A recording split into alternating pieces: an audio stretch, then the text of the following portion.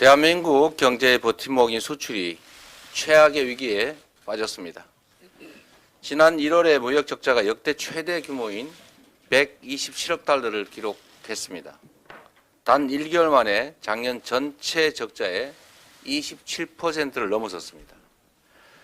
앞으로 중국 경제와의 탈동조화, 자국 중심주의 확산 같은 구조적 변화들이 더욱 심해질 것입니다.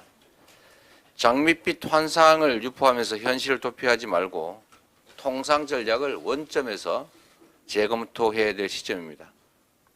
중장기적인 산업 전략도 새롭게 짜야 합니다. 특히 탄소 중립, 그린 기술 패권 경쟁 시대를 선도하기 위해서 밑그림을 마련해야 합니다. 우리 민주당은 한국판 IRA법을 준비하겠습니다. 재생에너지와 그린 산업에 대한 투자와 소비를 촉진하고 관련 인프라 확대를 적극 뒷받침하는 그런 내용의 법안이 되겠습니다. 전 세계가 미래를 향해 뛰고 있습니다. 초부자 특권 감세라는 시대착오적 유물만 끌어안고 가다는 일본처럼 잃어버린 30년이라는 함정에 빠질 것이라는 경고 결코 무시해서는 안 됩니다. 시장 만능주의에 빠져서 시장이 모든 것을 해결할 것이다 라는 시장 방치주의 또한 경계해야 될 부분입니다.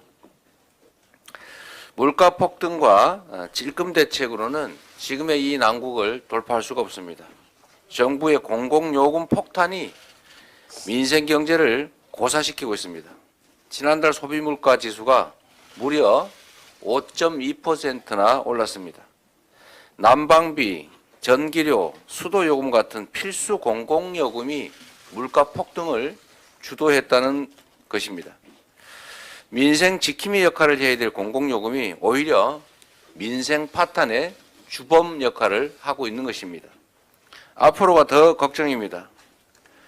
일부 지역에 2월달 고지서가 도달하고 있다고 합니다. 그런데 1월 고지서에 비해서 2월 난방비는 더 심각하다는 예고입니다.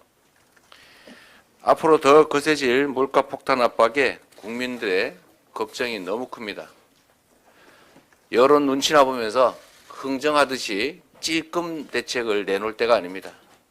공공요금 폭탄, 민생 참사를 예방하지 못했으면 적어도 피해를 줄이려는 노력은 신용이라도 해야 합니다.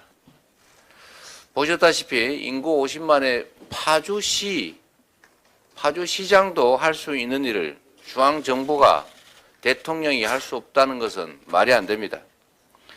지금 즉시 30조 원 민생 프로젝트 협의에 적극 나서 주시기를 다시 한번 촉구하고 특히 그중에서 에너지 물가 지원금 7.2조 원 즉시 협의에 응해 주시기 부탁드립니다. 내일 모레면 12구 이태원 참사 100일을 맞습니다. 책임지겠다, 진상규명에 협력하겠다 하던 이 정권의 약속은 이미 공수표가 된 지 오래입니다. 희생자들을 추모하는 자리를 갖고 싶다는 유족의 당연한 바람마저 서울시는 매몰차기도 외면했습니다.